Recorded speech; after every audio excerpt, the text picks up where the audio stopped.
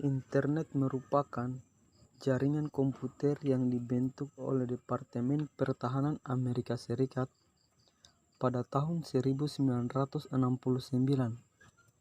melalui proyek Lembaga ARTA yang mengembangkan jaringan dinamakan ARPANET, di mana mereka mendemonstrasikan bagaimana dengan hardware dan software komputer yang berbasis Unix.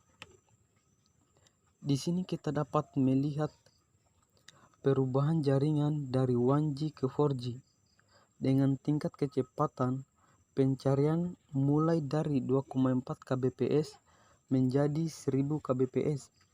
Ini membuat masyarakat lebih mudah mengakses internet untuk digunakan dalam kehidupan sehari-hari. Perubahan jaringan dari 1G ke 4G sangat membantu masyarakat global dalam mengakses internet dengan kecepatan yang maksimal sehingga memudahkan dalam pengiriman data atau mengakses pekerjaan jarak jauh. Kemunculan GPRS didahului dengan penemuan telepon genggam generasi 1G dan 2G yang kemudian mencetuskan ide akan penemuan GPRS. Penemuan GPRS terus berkembang hingga kemunculan generasi 3G, 5G, dan 4G. Perkembangan teknologi komunikasi ini disebabkan oleh keinginan untuk memperbaiki kinerja, kemampuan, dan efisiensi teknologi generasi sebelumnya. Yang pertama, generasi 1G merupakan generasi pertama yang digunakan pada ponsel klasik, brick phones, dan bug phones. Sebelum hadirnya smartphone, 1G pertama kali diperkenalkan di tahun 1970-an. Namun baru terkenal di tahun 1980-an. Jaringan ini hanya dapat digunakan untuk telepon. Jaringan 1G merupakan sinyal radio yang ditransmisikan secara analog, yang artinya jaringan ini sangat terbatas. Kecepatannya hanya mencapai 2,4 kbps. Yang kedua, generasi 2G merupakan upgrade terbesar pertama dari analog ke digital, di mana sistem GSM (Global System for Mobiles) dan CDMA (Code Division Multi Access) hadir diperkenalkan pada tahun 1990-an.